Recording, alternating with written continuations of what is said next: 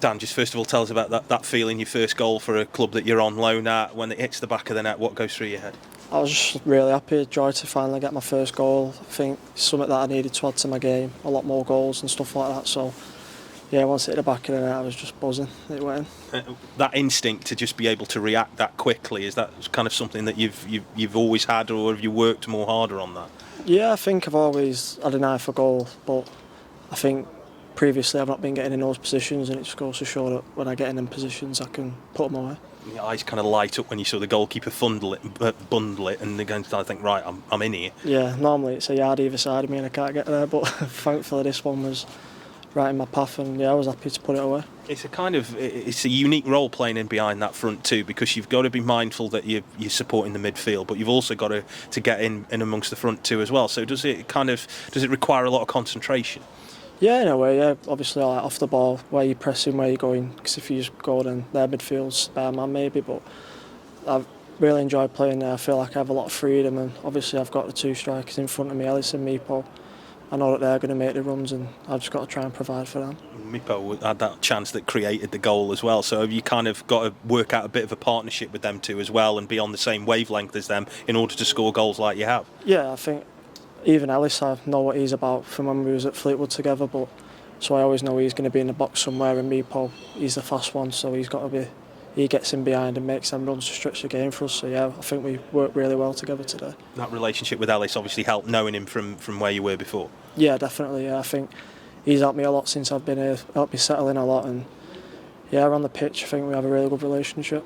You've had to be a bit patient to start as many games as you can. Do you kind of feel when you do get a start, you've got to seize the opportunity with both hands? Yeah, definitely. I've been itching to start a lot more games. I feel like when I've been coming on, I've been doing all right and changing the game, so I was just waiting for that one start to show what I can do, and even better to get a goal.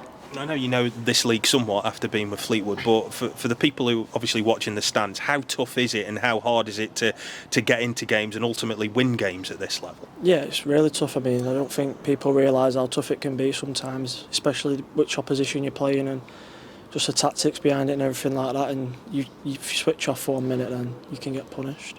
What is the kind of next step for you now? Like you say, is it to just start more regularly, score more goals? Can you keep all those things in perspective when you're just trying to play game after game, week after week? Yeah, I think it's just establishing myself really, and letting people know what I'm about, what I can do, and helping the team this season, and hopefully playing a lot more games. There is always competition in these places, and I suppose that's one of the reasons why you've got to be patient as well. As a young player who will obviously want to play every week, is that the mental side of it that you've got to learn as well, that maybe you won't start every game every week? Yeah, and I think the gaffer's already told us that it was a 3-game week, there will be changes, so I think everyone was in the right mindset because they know that you could be called upon one game in the week, so I think everyone was sticking together, and I think it really helped the togetherness of the group, and like showed this week 6 points, so happy with it. You've played some of the bigger teams already, Sheffield Wednesday, Derby, Portsmouth. You got another one who was in the Championship a couple of years ago against Wickham. In terms of your learning curve, what are you getting from playing against those sides that obviously will have some really quality players? Yeah, I think it's just looking at who they've got and who their best players are in them positions, and you try and feed off them and do what they do, if not better. So yeah, I suppose you can't be intimidated in any of these things as well. You've got to go and have a bit of freedom, but also a bit of bravery too. Yeah, definitely. I think you've got to walk on that pitch, and it's 11v11, you know what I mean? You can easily win a football game. You just got to have the right mindset going into it and do your job, and you'll be fine. Who's the first person you've told about your goal today? No one yet. No one yet. Oh, us. Oh, we're the first ones. Right. Okay. What have you? I was going to say, who are you going to tell? Who's going to be the most pleased with you? Well, away from me, maybe the family or whoever. Who's going to be most pleased with it? My dad and my girlfriend there. My dad actually said to me this morning, "You'll get a goal today," so I'll give him a ring and say, "Yeah, nice one."